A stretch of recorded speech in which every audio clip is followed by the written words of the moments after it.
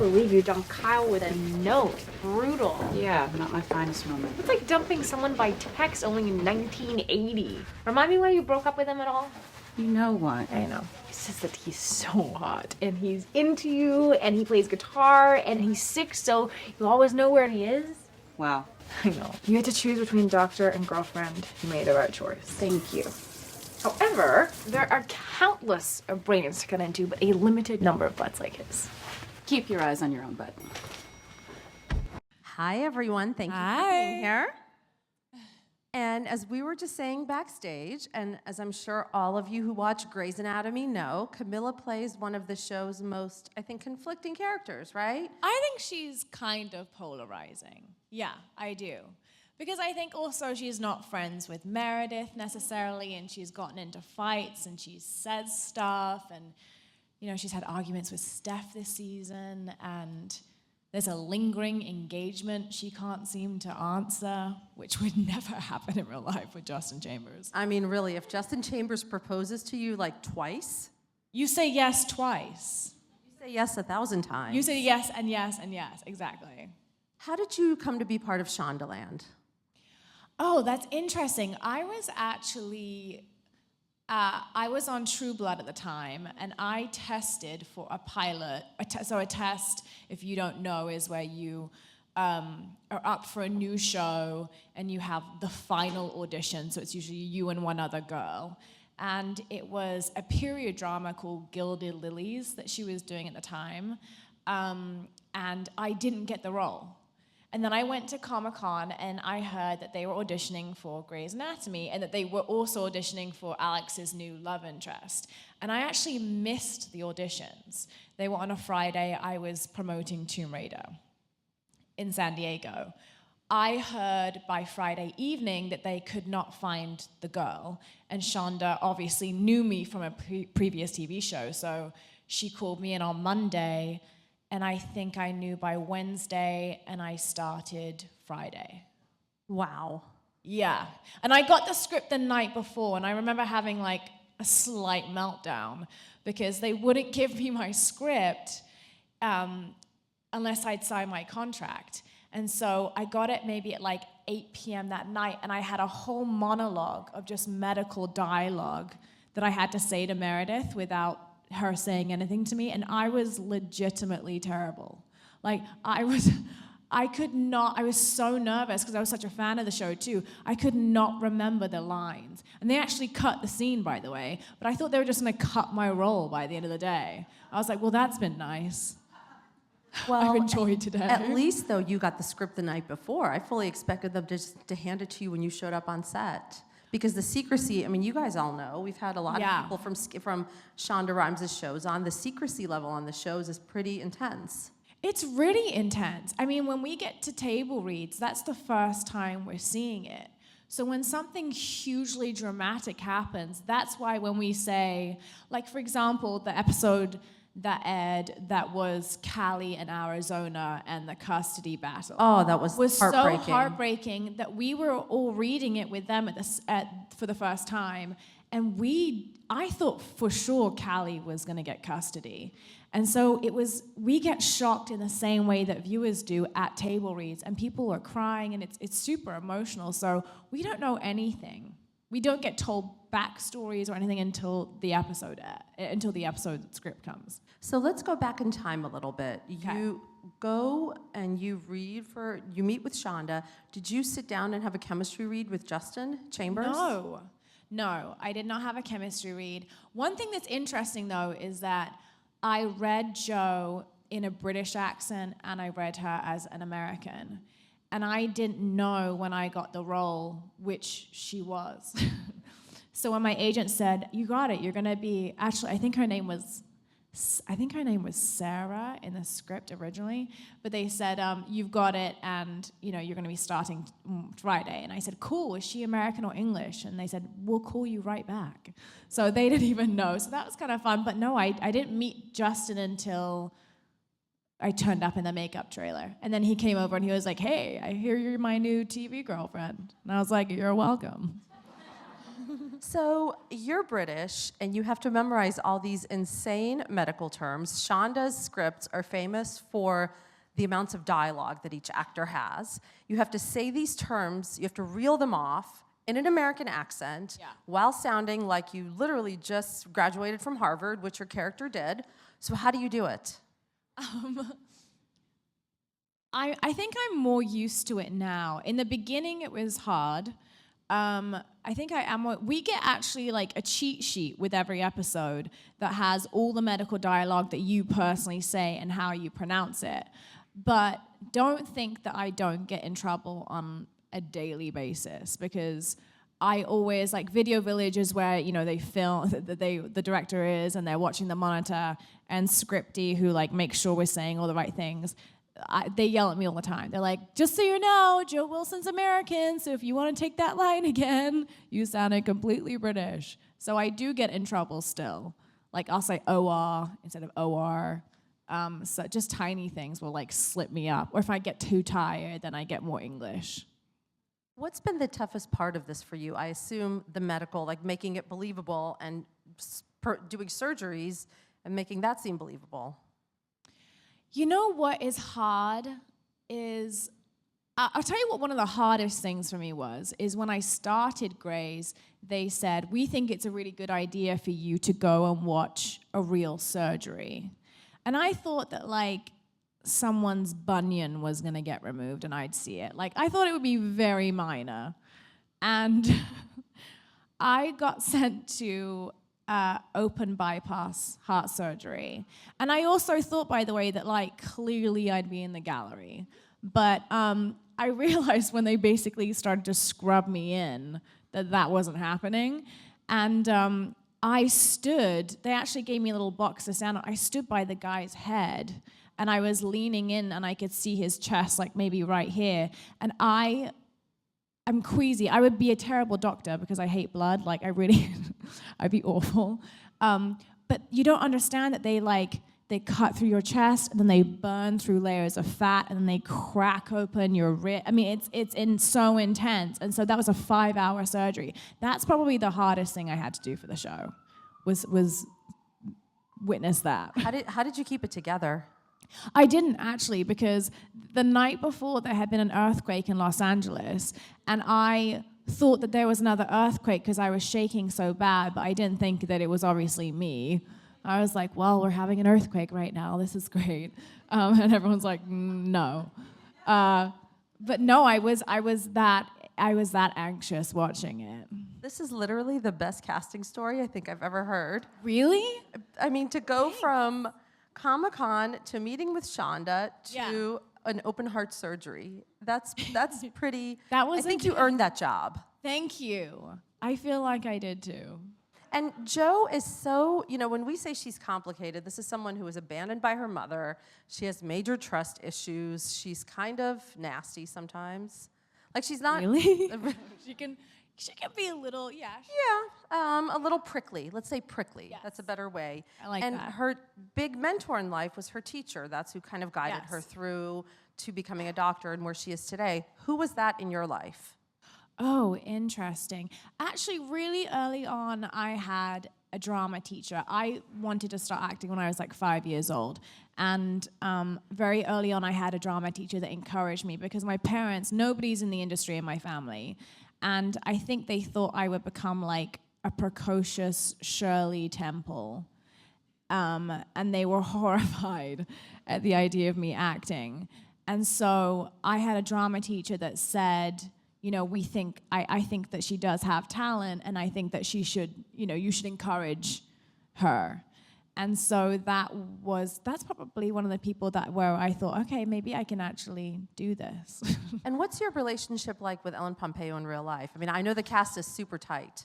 Yeah, I love Ellen. I know it's hard because in the show, we don't get along. So those scenes are kind of tricky because I just want to like high five her at the end and be like, we're buddies, It's acting, I swear. Acting. I love you. No, I love Ellen because when I came on the show, I'm surprised she likes me because I was such a geeky fan. When I got on the show, I was like, oh my God, it's Meredith Grey. And I was like, hi, oh my God, I love you.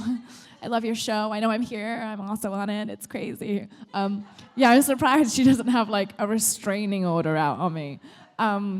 But we get along really well. I almost feel like she's her and Jessica, I feel like are kind of my mentors now for the industry. They've been doing it a lot longer than I have in Los Angeles.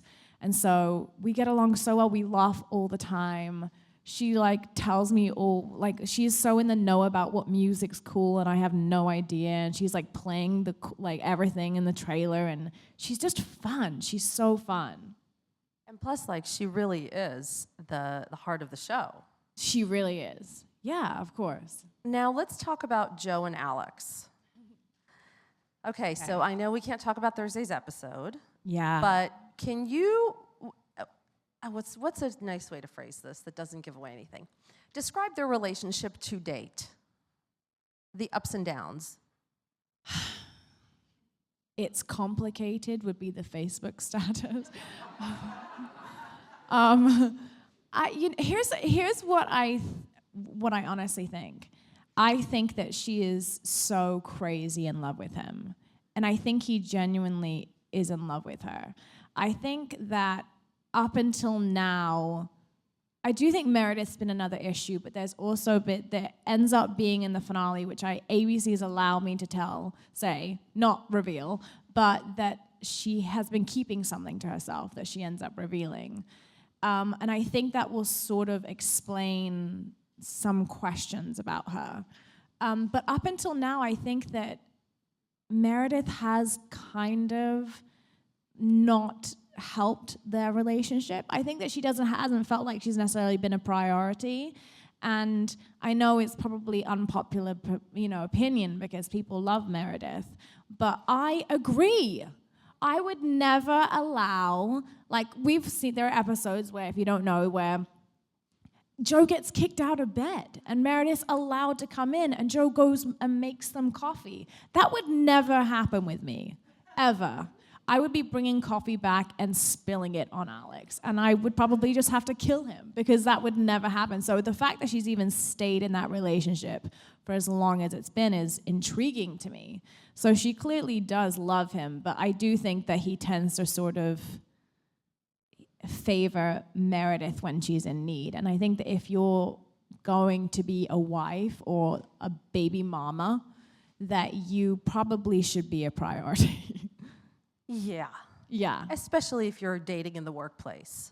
Yeah. Which adds a whole layer of complexity to any relationship. Yeah, so I think it's complicated, but I think that she is crazy about him.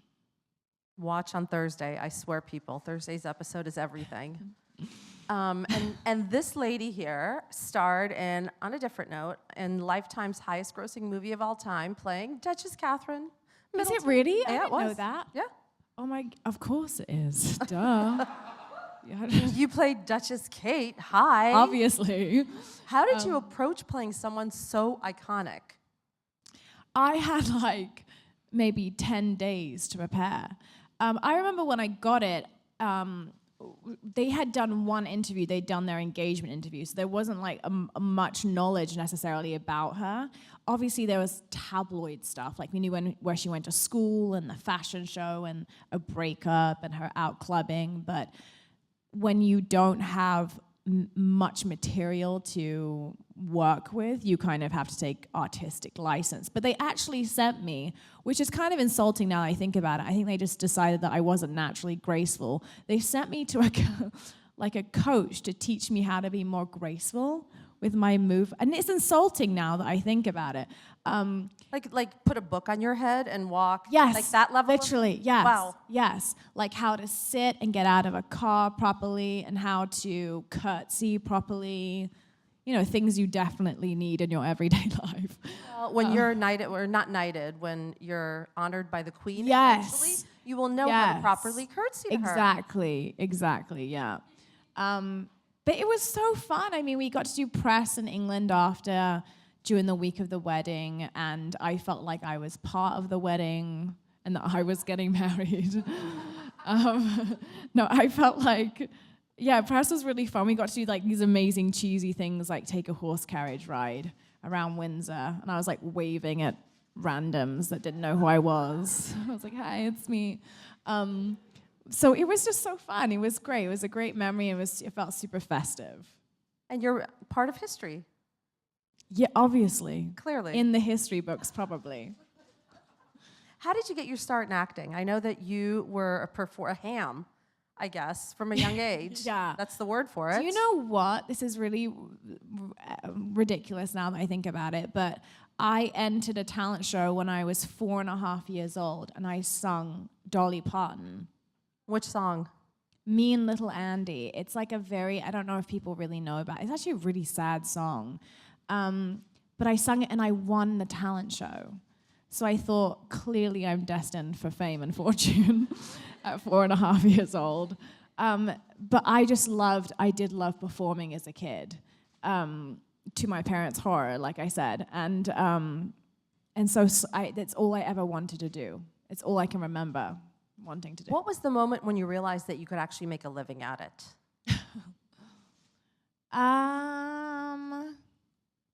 I guess sort of around the time of Will and Kate, because right before then I'd sort of been hopping on shows, and I hopped off that and I went straight on to Californication, and then I went on to True Blood, and then I was doing Tomb Raider all through that. And I was waitressing when I first came to LA, and I didn't have time to even waitress. And I'm the type of person that, like, if I could still waitress now, I probably would, because I'm always afraid that, like, everything will end. So I started to realize, though, that I didn't need to, and it was kind of hard for me to feel like, wait, no, but this isn't really happening. But around that time, I realized, like, okay, I have money, I can save, finally, I was broke for so long. Well, and that must have been such a relief for you then when you were upgraded to series regular. Yeah, I almost think actually that was my chemistry read. It was like a season-long chemistry read, because I had it in my contract that I was recurring, and then at the end I could be made a series regular. But I mean, we've all seen the show. We know that people explode in elevators. And I thought that there's going to be some horrific, volcano that erupts on me, one episode, and I'll be gone. And it hasn't happened yet. So how did you find out? Did Shonda call you in? How does that work? No, I didn't. My agent called me and said, that I had it. But I thought that day, because I'd already sort of had a relationship with Shonda, and when I was reading, there were 4 other actresses there, and then I was the only one asked to stay behind and like kind of go through scenes again. So I thought, okay, maybe this is kind of in my favor. It's kind of going my way. But you don't know until you get the call. What has been the hottest scene you've had to shoot with Justin?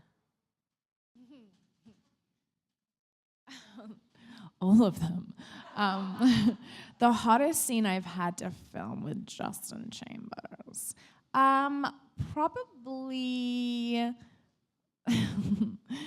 Probably actually, it didn't even air. It did not air. We had a scene where we sleep together for the first time. It's actually cut together in like little pieces, like a montage. But I think the thing is it's the first time that someone's sort of seeing. You can't help but be nervous. Like in our first kiss, like I was nervous that day. I was like, oh my God, it's my first kiss. Oh my God, I hope it's good. Am I gonna be good? Oh God. I love, by the way, how you toggle between accents. It's crazy. Yeah. No, it's like crazy, like in a out. really great way that you can do that. Yeah. I probably sound crazy. Actually, I'm gonna change that. Actually, my first kiss with him, because I was so nervous. It was like having a first kiss with someone, and because all season it's being built up. And Justin, I would say like, wait, are they gonna kiss this episode? Like, is it happening now? So by the time it happened, I was like, I was angry. I had like butterflies. I was anxious. And was it everything? It was everything I imagined, and it's more. Justin Chambers. What do you expect? Exactly. So when we were just talking about the table reads and how every week actually, you guys learn what happens at the table read. What has been up to now the plot point that surprised you the most? The finale. Uh, Okay, a plot point that hasn't aired. No, that has aired. That has aired. Yeah. That has aired. That has aired. Does it involve me or someone else? Whatever you think. Huh. Nobody's asked me that question. I think for me personally, it's probably easier for me to answer about me personally. I think that me finding out that I was homeless, and I didn't know that until I was shooting a scene. I was like 7 or 8 episodes in, and I'm dealing with a man that's homeless.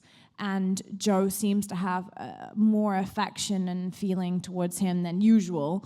And Chandra Wilson, who plays Bailey, was directing. And she came over and she was like, oh, just so you know, it was like midway through filming the scene. She's like, just so you know, you were homeless. And I was like, huh, what?